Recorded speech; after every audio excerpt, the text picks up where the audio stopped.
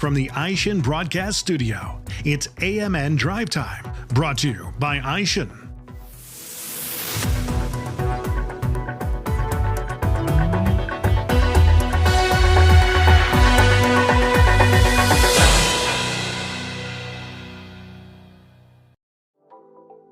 AMN Drive Time is sponsored by Aishin, your trusted and reliable source for aftermarket automotive components and technology. Visit AishinAftermarket.com for more information. Dave, welcome to AMN Drive Time, sponsored by our good friends at Aishin. It's great to be here. Thanks a lot, Bill. Glad to have you at our headquarters in Akron in the summer of 2025. Wow, and summer is right. I can't believe how time has flown this past 6 months. It's no crazy. Kidding. So Dave, you've been at ASE for 2 years total, about a year and a half as CEO. And I think for the benefit of our AMN audience, if you could just kind of, I know you've had a long career at Ford, but just kind of briefly walk through your background at Ford. Did you work anywhere else? I don't know, maybe you didn't. And then what brought you to ASE after your 37 years at Ford? 32 years. So felt like 37 some Felt days. like 37. Okay, so what did you do before Ford? Kind of walk us through Ford, and then how did you end up at ASE? Yeah, and I could go on all day about this, but I'll try to make it short. I grew up in the middle of nowhere, Wyoming, northern Wyoming, up by Cody, and farming, ranching, trucking, road construction kind of family, doing everything they could to basically throw money at the farm, and if you'd be better off going to Vegas gambling than farming, I would say, at least where we were. But I love being in the shop, so that was my background. I grew up in the shop from the time I was 8 years old, washing parts on anything, and my brother and my dad, who were mechanics, I was basically tutored at their knee, if you will. Fast forward, I ended up going to school at a place called Weber State University out in Ogden, Utah, in their automotive. They had a 4-year automotive program, and started out in that, and then kind of went into more of a mechanical engineering path, because the automotive piece I'd already been doing it and living it since I was a toddler. Ford comes along recruiting back in 1990. I had no intention of coming east. That was not my thing. I loved the mountains, grew up there, that's where I was going to stay.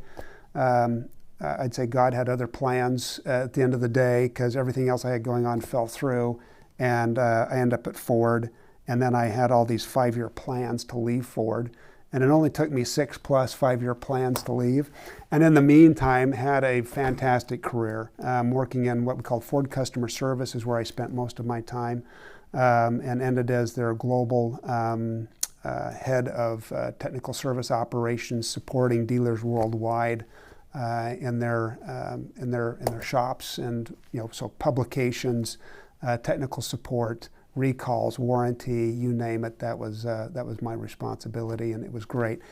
Retired, didn't feel like I was done working. ASE came calling, and when they came calling, I was like, I don't think this is what I'm supposed to do. And then, like my Ford career, decided this is what I'm supposed to do.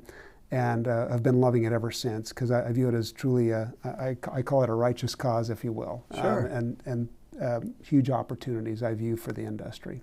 Did you have some exposure at University of Michigan? Was that through Ford, or? Well, I actually went to U of M for my MBA, so I did that there, and I lived not too far from Ann Arbor. I was just east of Ann Arbor in a little place called Canton, not Canton, Ohio, but Canton, Michigan.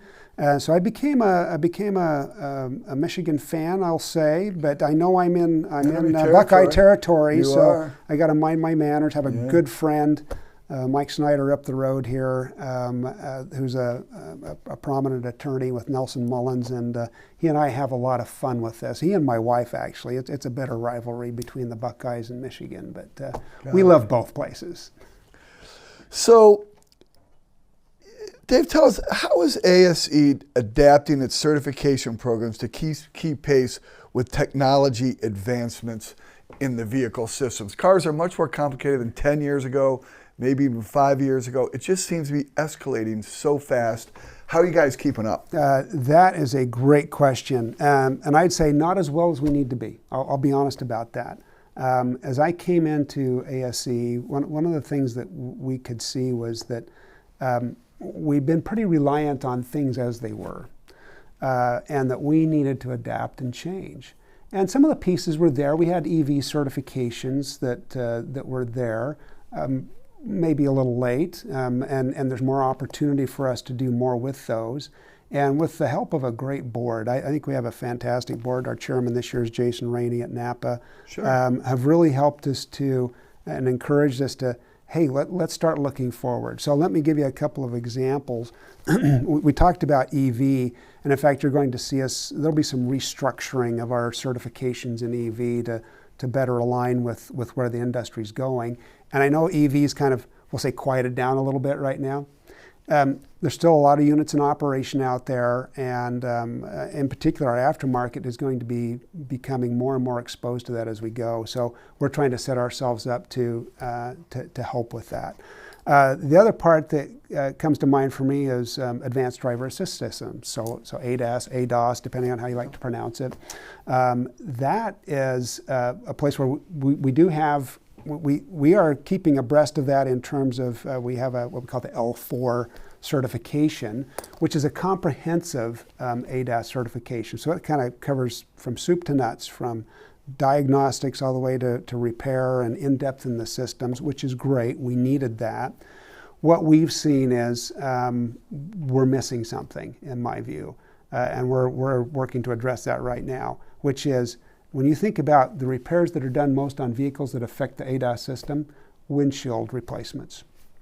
Windshield replacements going on every day. Yep. And if those vehicles are not recalibrated correctly, you have an ADAS system that is not functioning properly. And so we are working on a certification around that. And then as you get into things like vehicle alignments, that's another one that often people just blow right by it. Yep. They align the vehicle and don't realize you just affected the camera, relationship of the camera to the vehicle. You got to recalibrate it. Yep. So those are a couple of potential certifications that we're working on now, in addition to that more complex one, because there's this melding of collision and mechanical repair as we used to traditionally think of it. There's this massive gray area now because of all the sensors on the vehicle that are located in the body, how that affects the rest of the operation of the vehicle. So those are a couple of things for me, Bill. Well, even, the ADAS thing is interesting because even if it's just the proverbial old-fashioned, fender bumper, you bump a bumper, right? All of us, if you just bump a bumper the wrong way, you can have an ADAS issue. Absolutely. People would have just done it and moved right on through their life, but now that's a problem. Yes, and that's the scary thing is those systems can still function to some degree, but they're not the same. They won't center in the lane as they used to. Things are weird, and a lot of times people will sense it, but they don't fully realize it as consumers.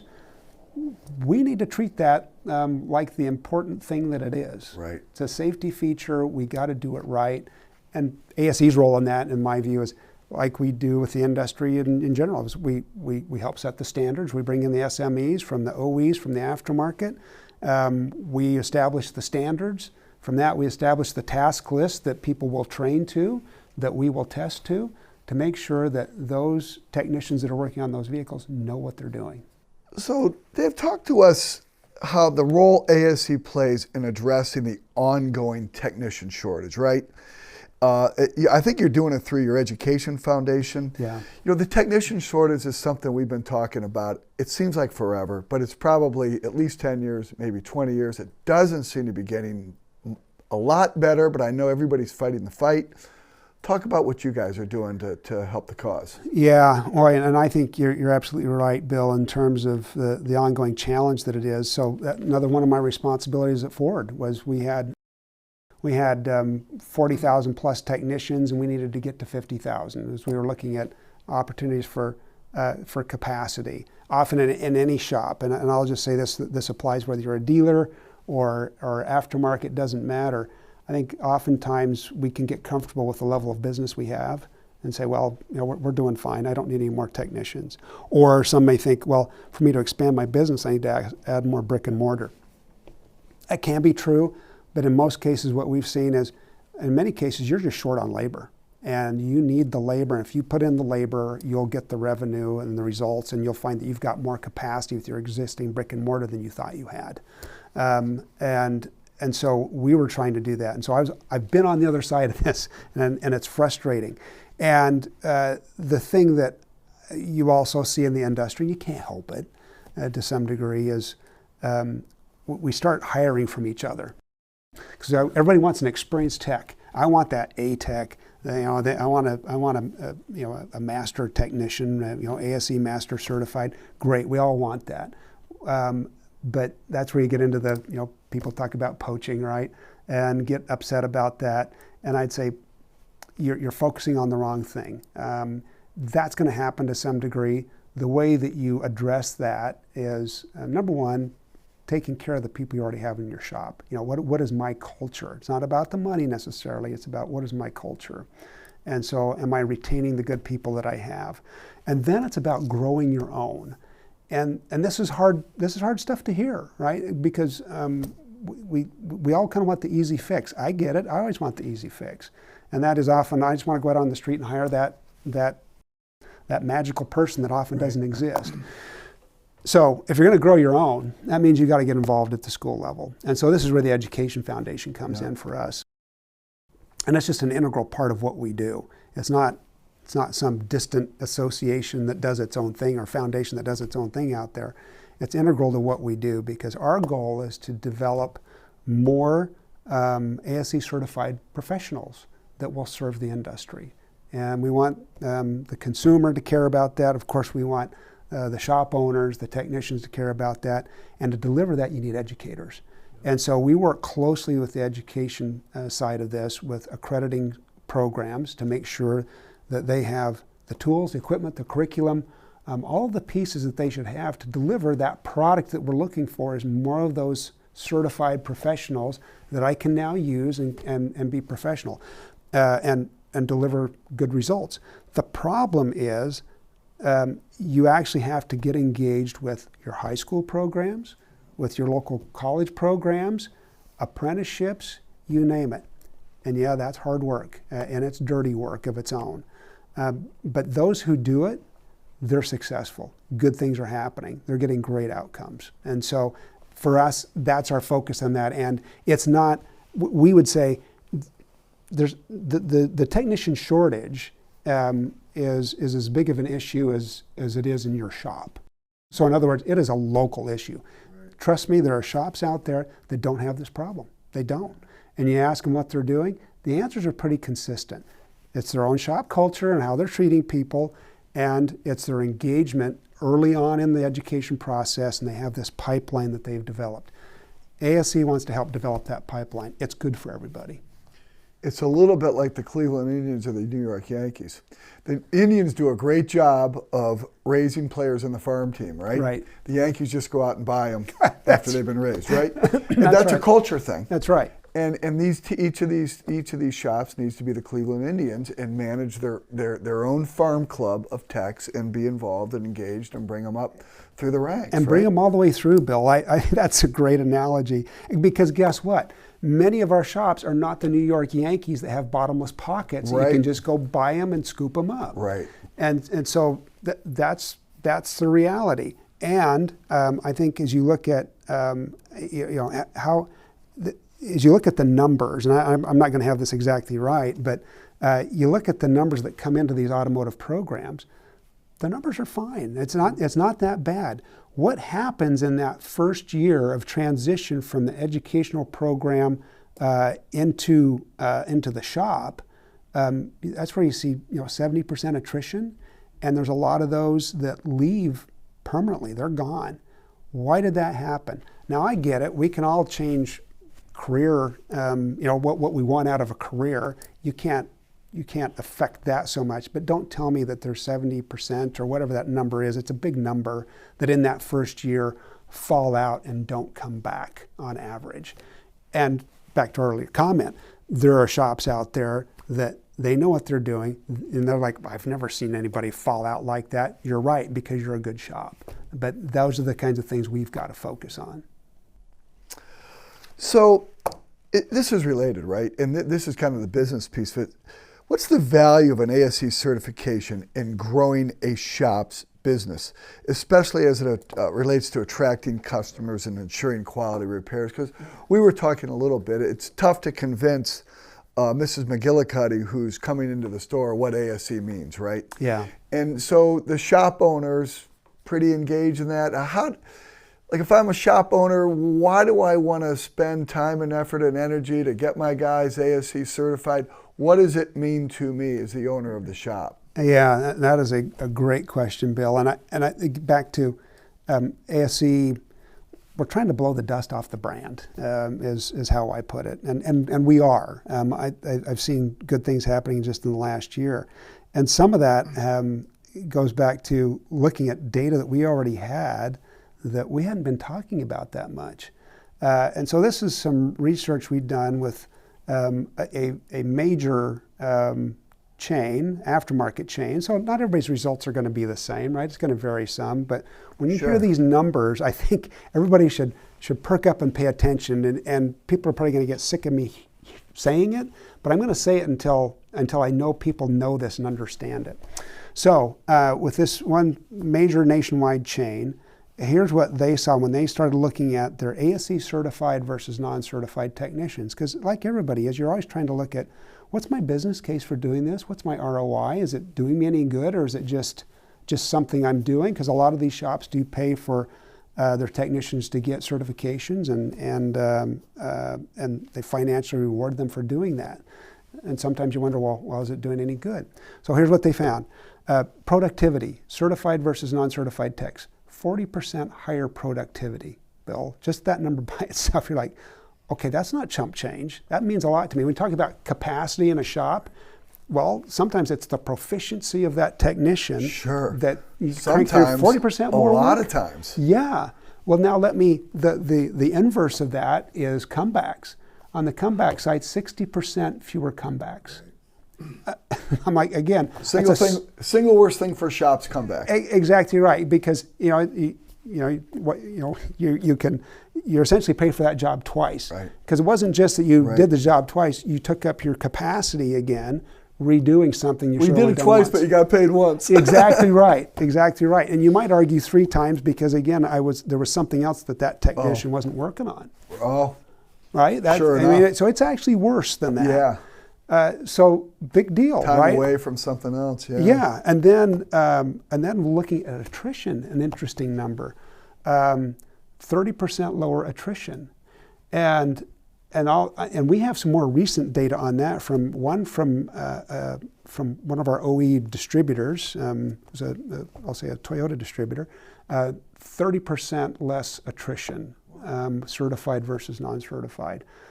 We also had somebody from the aftermarket side who gave us similar numbers. Again, this is a chain store, chain operation, and saying the same thing.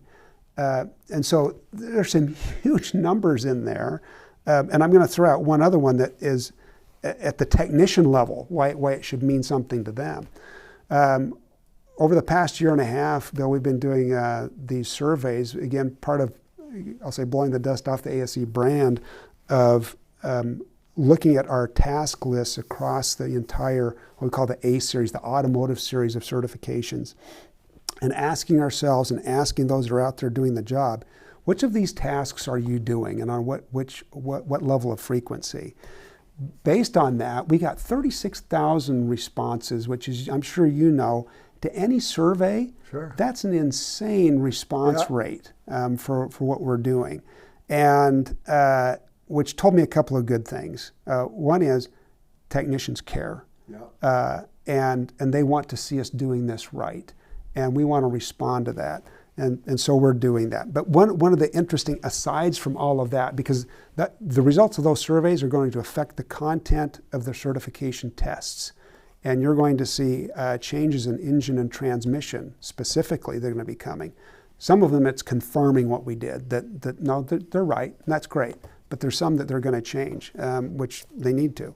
But with that, we were asking them about certification status and their income. And back to that certified versus non-certified, 20% higher earnings for the technician. And I thought, well, this is going to look like at the later levels, the later stages of career, it'll be higher. I get that. That would make sense. The surprise to me was early, mid, and late. It was consistently around 20%. And so it's a huge deal. Yeah. We have, on our team, we have 3 certified techs. Yes. At Babcock's Media, one of which is a master tech. Yes. So 2 certified in a variety of things and 1 master tech. And it's, to you, like you said, to the tech, it means a lot. And we need to make sure the tech and the shop owners are sharing that with the people coming in the door so that they understand the value. They do. And to be fair, it starts with ASE. We need to be talking about this, and in our earlier conversation, you've inspired me that there's something else we need to be talking about, and how do we put that out there? How does that translate to customers in terms of the quality of repair that they're getting? Because it's here's an interesting thing. Those numbers I give you, and I hear this, as technicians, we can be a cynical lot. You know who you are. I know who I am. And say, well, that certification, there could be correlation, but that doesn't mean causation. Now, it might surprise you. I'm going to say, as a Six Sigma black belt at Ford Motor Company, all that means is I did a lot of statistical analysis around different process improvement things. I say, I don't care. I will take correlation all day long. And you might go, well, what are you saying? Well, I'm not saying that ASE is the end-all and be-all of all, technician improvement, and that they become wonderful people because they passed an ASE test. I'd like to think it's part of it, and I believe it is, because but the reality is, when you step back from it, it says something about the individual, and in that process, that individual is learning something, and they're learning something about themselves and about what they want to be, and it's a reflection of that individual, of who they are, these certifications.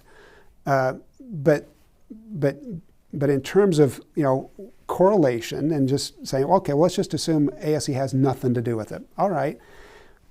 If we went to the racetrack and we're betting on horses, and I said there's a mark on this particular horse, if you see this mark on any horse, it's going to have a 40% chance better of winning. Are you going to bet on that horse?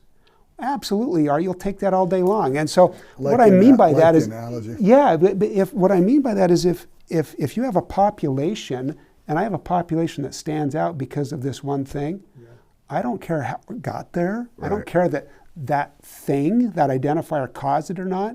It identified it. And that's what we're about, is identifying it. And so, why would you not take that action? So last question for you. Talk about the work that ASE does with industry partners to align training standards with real world shop needs. So for example, you have a plan to integrate the new Napa Autotech Accelerator program into its certification framework. Yes. So maybe just, I don't know if you want to talk about that specifically, but just in general. As I came into ASE, one of the things that I saw was that I'll say ASE was a bit insular, maybe more than a bit. And I would say that, I don't know all the history of it, but I can tell you where we're at today is we're like, we want to change. We want to change that culture, or that perception. And so part of that, and there's many pieces to it, but one of the ways you do that is you open yourself up to saying, we're out here to support the industry. Right. How can we help you? So that's going to be some of our conversation. Maybe it won't be for the podcast, but I'm going to be asking Babcocks, how can we help you? Yep. How can we help the independents? How can we help the chain stores? How can we help the dealers? And when you start asking those questions, all of a sudden there's these opportunities to partner with people and say, well, yeah, this is a good cause. Why would we not do it? I view ASE overall as a righteous cause, is the way I like to put it, because one of the cool things was, as I came in, as I was considering taking this job, was what am I dealing with here? And as I looked at it, I'm like, this is fantastic. And we're just not taking full advantage of what's there, and we're not sharing. And so we're doing that now. So I'll name drop a little bit. We partnered with Wrenchway earlier on. Wrenchway is an online platform that they reach out. They're connecting schools and local industry and at the national level too, and some OEMs, trying to connect them with school programs to help them connect and do that thing we were talking about early on with our education foundation. We have boots on the ground that brings programs and local shops and dealers together and become part of their advisory committee and have a robust program that's going to develop those professional technicians we all want. But they had this online platform that was already there. Guess what? That's not our thing. We're not there. We don't need to compete with them. Let's work with them. Sure. And we'll do that with anybody. But that's where some of that started. And then we started looking at the Napa Accelerator program. What was unique about that to me? I'd been dabbling in virtual reality at Ford. And we actually had some training programs around the Mach-E that were virtual. But it's a tool. And all of these things are tools. And all these things add up to paths to what I view as success in developing more of these future professionals. What was unique about this one that we really latched onto was Napa's own program and their apprenticeship program and their training program has always been aligned to ASE standards and even the ASE task list. So as a natural fit, and many do this anyway, kind of by default. But Napa was very intentional about that. And so as we started looking at this Napa Accelerator program, what we saw was, yes, they're using virtual reality. They quickly move into then a as I call it, extended reality, mixed reality scenario where students now get their hands on something physical with this virtual overlay, and they're transitioning them now from the virtual world to a physical world. And then at the end of this, they're using essentially smart glasses and AI to observe what they're doing fully on a physical car. You can capture that and see what they're doing.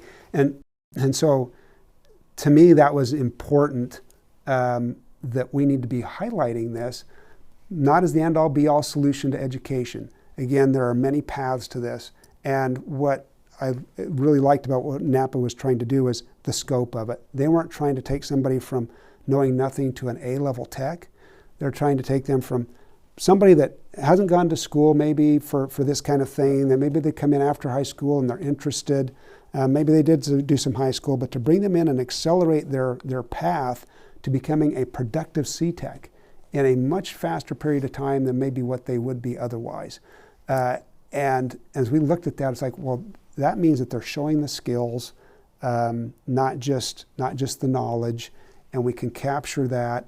And potentially what we think we can do, because today we have, to be a certified tech, you need 2 years of experience to go along with that certification test. So, because sometimes the criticism is, well, just because you pass an ASE test doesn't mean you can fix a car. I say, well, I would agree with that. Are they certified? Do they have the 2 years of work experience to go along with that? Show me that person. You're going to have a harder time showing me that person. They may exist.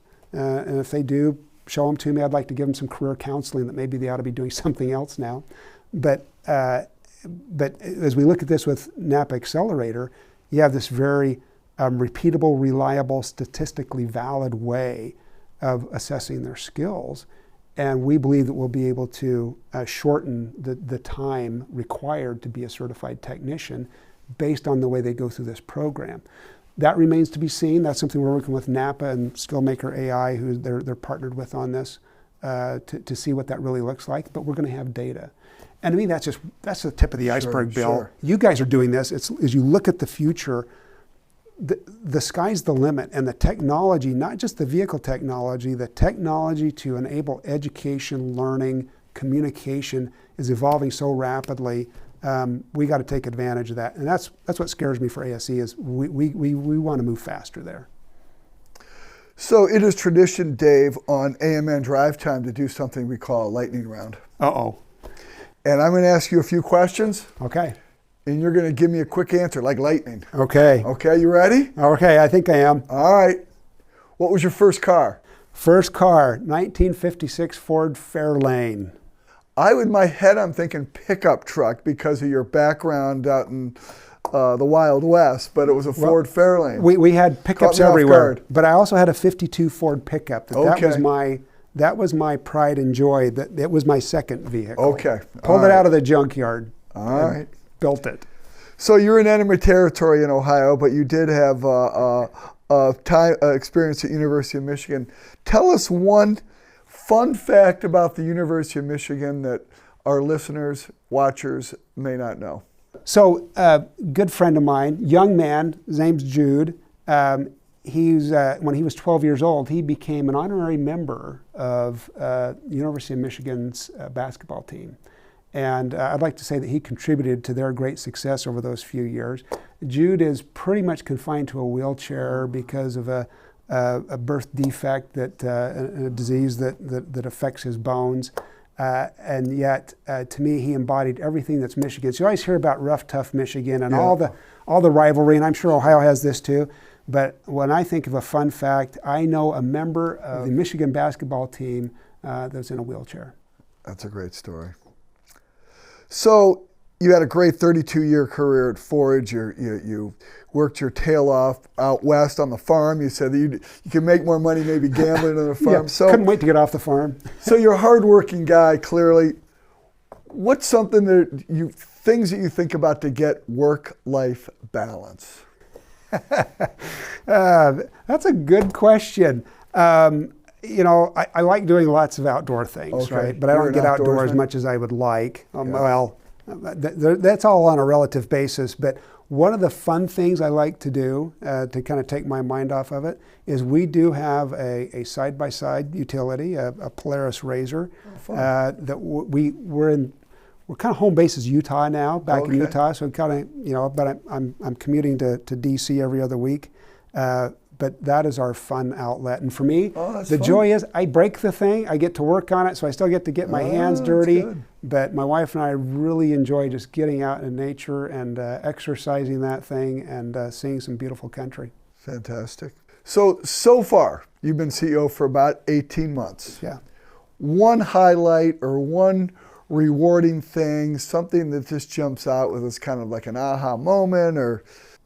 I would say, being at a trade show, and it was North America Fleet Administrators show, I believe, and having a guy come up to me and he says, "Hey, I want to take my picture with you." I'm like, "Why?" Why? Because I was just hanging out, and he said, "Well," he says, "You're the guy that just signed my world-class technician letter that I just sent out the week before." Which meant he'd gotten like 22 certifications, which is crazy. I've never done that and won't. I don't think I won't ever get there.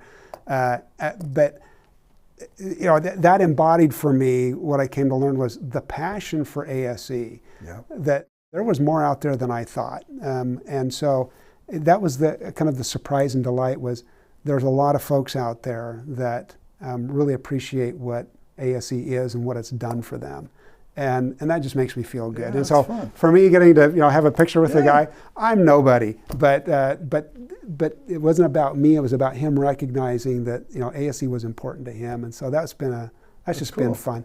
And I'll just add to that, to see the overall goodwill I see out there in the industry. I've been to more shows than I ever was with Ford. Ford, it was 2 or 3 a year. I mean, every other week, and I'm sure you go through this, Bill, all the time. Just the camaraderie within the industry, I love it. Out there competing, yes, competing hard, but at the same time, a lot of camaraderie, and I love that. Last one. Yeah. One thing on your bucket list that you would like to check off sooner versus later? I'll give you one. I'd like to do it, but I don't know if that's going to be possible, and that is I want to fly. I wanted to become a private pilot, and I wanted to do that since I was 12. My dad flew. We hadn't, we didn't have an airplane. He'd rent airplanes, but farming, there's kind of a opportunity to do some of that. And I always wanted to fly. Never had the money or time, and then I get married, and my contract, if you will, with my wife was that I'm not allowed to fly until she's dead. And the reality is she's going to outlive me. So I don't know if I'm going to get to do it, but if I had a wish, that's what I would like to do. I would like to do that.